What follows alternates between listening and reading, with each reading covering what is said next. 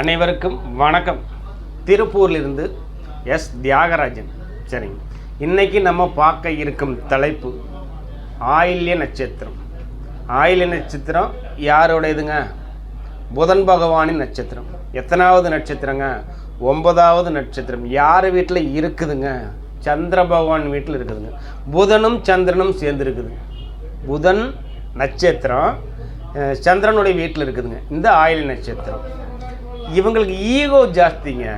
மனசுகாரகன், அறிவுகாரகன், 2 பேரும் சேர்ந்தாலே ஈகோ ஜாஸ்தி. அதுக்கப்புறம் வந்து பார்த்திங்கன்னா சிறந்த அறிவாளி. இவங்களோட அறிவே டிஃப்ரெண்ட்டாக இருக்குது, வேறு மாதிரி இருக்கும். ஒரு தைரியமான அறிவு. இன்னொன்று, குரு பகவான் அங்கே உச்சமாகிற வீடு. காலபூசனுக்கு 4 சுகஸ்தானாதிபதி. இந்த ஆயில்ய நட்சத்திரக்காரங்க ஒரு முடிவு பண்ணாங்கன்னா ஜெயிச்சிருவாங்க. ஏதாவது ஒரு சின்ன விஷயத்தில் ஏதாவது சின்ன குழு கிடச்சா அது என்னென்னு ஆணி வேற கண்டுபிடிச்சிருவாங்க. அதே மாதிரி இவங்க 4ஆம் இடத்துல இருக்கிறதுனால அன்னதான பிரியருங்க. யாராவது சாப்பாடு இல்லைன்னு நினச்சா கண்டிப்பாக அவங்களுக்கு என்ன தேவைன்னு யோசிக்கக்கூடிய தன்மை இவங்ககிட்ட இருக்குது. இவங்க உடல் உழைப்பால் முன்னேறக்கூடிய நபரே கிடையாதுங்க. இவங்க எல்லாமே இப்போ வந்து பார்த்திங்கன்னா அறிவால் முன்னேறக்கூடியவங்க. அதனால தான் உடல் உழைப்பு கிரகமான செவ்வாய் அங்கே நீசமானது. இந்த நட்சத்திரம் ஆதிசேஷன். ஆதிசேஷன்னா யாருங்க? பெருமாளினுடைய படுக்கை. அதாவது படுக்கையறை பெருமாளினுடைய படுக்கை, அந்த பாம்பு இருக்குதுங்களா, அதுதான் அந்த ஆதிசேஷன். அப்போது பெருமாளுக்கே நான் என்னை தான் வச்சு படுக்கிறாரு அப்படின்னு அவருக்கு மேலே நான் பாதுகாத்துட்ருக்கிறேன் அப்படிங்கிற அந்த ஆயுள் நட்சத்திரக்காரங்களுக்கு அந்த கெத்து, அந்த தெனாவிட்டு நான் அப்படிங்கிற எல்லா விதமும் இருக்குதுங்க. அதே மாதிரி தாய் பாசனா சந்திரனோட வீட்டில் இருக்கிறதுனால இவங்களுக்கு தாய் பாசன்னு சொல்லியிருக்கிறேன். குரு பகவான் உச்சமாகிறதுனால இவங்களுக்கு குழந்தை பிறப்புகளுக்கெல்லாம் எந்த ஒரு குறைபாடும் கிடையாதுங்க. அதுக்கப்புறம் வந்து பார்த்திங்கன்னா இன்னொன்று, இவங்க அந்த மெடிக்கல் லைன் சொல்லுவாங்க இல்லைங்களா, அந்த மெடிக்கல் லைனில் இவங்களுக்கு நல்லாவே உங்களுக்கு செட் ஆகும்னா அந்த செட் ஆகும் இல்லையா, அந்த ஆர்வம் இருக்கும். மெடிக்கல் லைனில் கொண்டான அந்த ஆர்வங்கள் இருக்கும். அதுக்கப்புறம் வந்து பார்த்திங்கன்னா அந்த படிப்பில் படிப்பு தடையாகும். அதாவது வந்து ஆயுள் நட்சத்திரக்காரங்களுக்கு படிப்பு தடையாகுது. ஆனால் இந்த தடையாகிற படிப்பு எப்படி படிப்பாங்கன்னு கேட்டிங்கன்னா, ஒரு ஸ்கூல் மாற்றிக்குவாங்கன்னு வச்சுங்களேன். அதாவது அவங்க அப்பாவுக்கு வேற ஒரு ட்ரான்ஸ்ஃபர் கிடச்சி போகும் இல்லைங்களா, அந்த மாதிரி ட்ரான்ஸ்ஃபர் கிடச்சி போகும்போது வேறு ஒரு ஊராக வேறு ஒரு பள்ளிக்கூடமாக இவங்க மாற்றிக்கூடிய அமைப்பு இருக்குதுங்க. எல்லாம் இருந்தால் நல்ல ஒரு சேட்டை பண்ணி ஸ்கூல் மாற்றி விடுவாங்க பார்த்தீங்களா, அந்த மாதிரி அமைப்பு இந்த ஆயில்ய நட்சத்திரக்காரங்களுக்கு உண்டு. அதுபோல் வந்து பார்த்திங்கன்னா இந்த ஆயில்ய நட்சத்திரமும் ஒரு சாதாரண நட்சத்திரம் இல்லைங்க. அதாவது ஒரு குறிக்கோள் ஒன்று நினச்சிருச்சுன்னா அதை கண்டிப்பாக நடத்திடும். கணவன் மனைவிக்குள்ளார வந்து பார்த்திங்கன்னா உங்களுக்கு அண்டர்ஸ்டாண்டிங் கொஞ்சம் கம்மியாகும். ஏன்னு கேட்டிங்கன்னா இது வந்து அறிவாளி. ஆயுள் நட்சத்திரங்கிறது அறிவு, மிகப்பெரிய அறிவு. அப்புறம் அந்த அறிவாளியோட யார் என்ன பேசினாலும் நான் அப்படிங்கிறது தான், நான் தான் அப்படிங்கிற மாதிரி இவங்ககிட்ட வந்துடும். அப்போ இந்த ஆயுள் நட்சத்திரக்காரங்கிட்ட பேச்சுவார்த்தை கொஞ்சம் கம்மி பண்ணிக்கிறது நல்லது. ஏன்னு கேட்டிங்கன்னா இவங்களுக்கு எல்லாமே தெரியும். இவங்ககிட்ட போய் பேசினா அதில் ஏதாவது குறையை கண்டுபிடிச்சி சொல்லி போடுவாங்க. அந்த அமைப்பு இதில் உண்டுங்க. அதுபோக வந்து பாருங்கள், எல்லாத்தையுமே மதித்து நடப்பாருங்க. எல்லாத்தையும் மதித்து நடக்கக்கூடிய அமைப்பு இவங்ககிட்ட இருக்குதுங்க. அதே மாதிரி அந்த சட்டம், அந்த ரூல்ஸ் அண்ட் ரெகுலேஷன் இது எல்லாமே கரெக்டாக ஃபாலோ பண்ணுவாங்க. இவங்க வந்து எந்த இடத்துலையுமே தோக்க மாட்டாங்க. ஆனால் தோத்துட்டாங்கன்னா எப்படி ஜெயிக்கிறதுன்னு யோசிச்சுட்டே இருப்பாங்க.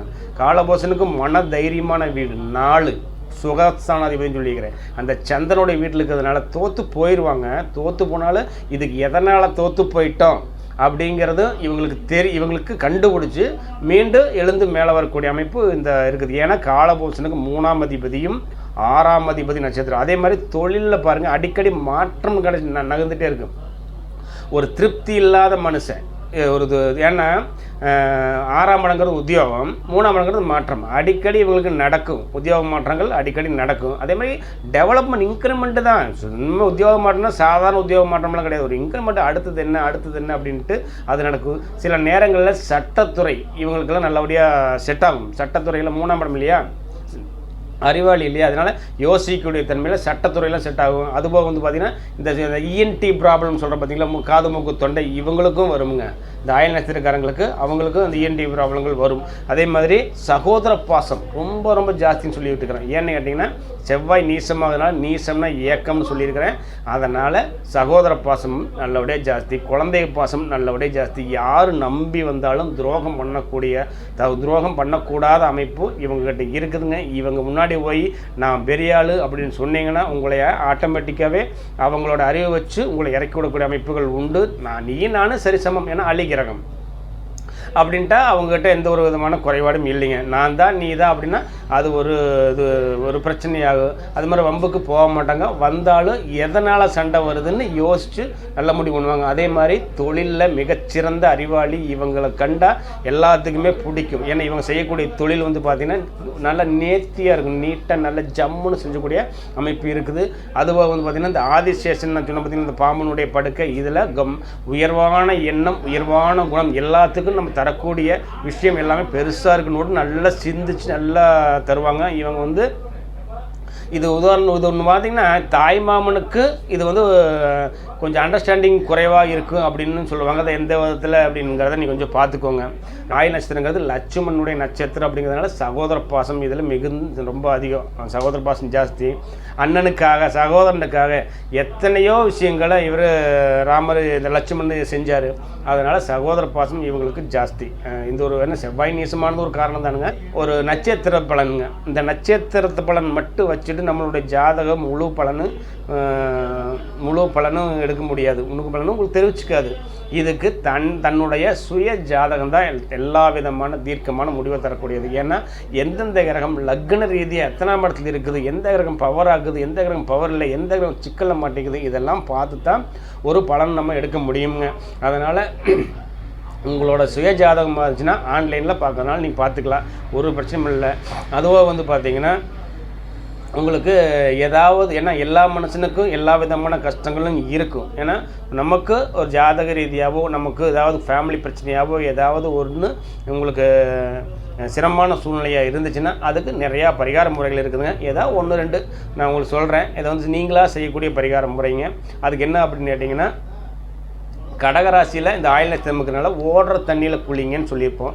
ஓடுற தண்ணியிலன்னா வெறும் தண்ணி மட்டும் இல்லைங்க, கோயில் நதிக்கரை ஓரத்தில் இருக்கக்கூடிய கோயில் போகும்போது குளிக்க அந்த ஆறு இருக்கும் பார்த்திங்களா, அந்த மாதிரி கோயில். உதாரணத்துக்கு பார்த்தீங்கன்னா கூடுதல் பவானி போகலாம், இங்கே போனீங்கன்னா கொடுமுடி போகலாம், மற்றபடி ஸ்ரீரங்கம், ஏதாவது ஒரு கோயில், அந்த கோயிலில் தண்ணி ஓடுற தண்ணியில் குளிச்சு பாருங்கள்.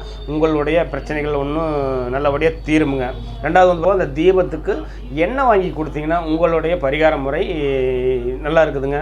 அதுக்கப்புறம் பார்த்தீங்கன்னா அது இருக்கிற வீடு அம்மனுடைய வீடு, அது இருக்கிற வீடு அம்மனுடைய வீடாக இருக்கிறதுனால ஏதாவது ஒரு அம்மன் கோயிலுக்கு ஒரு வழிபாடு செஞ்சுருவாங்க. இது ஒரு சிம்பிளான ஒரு பரிகார முறைங்க.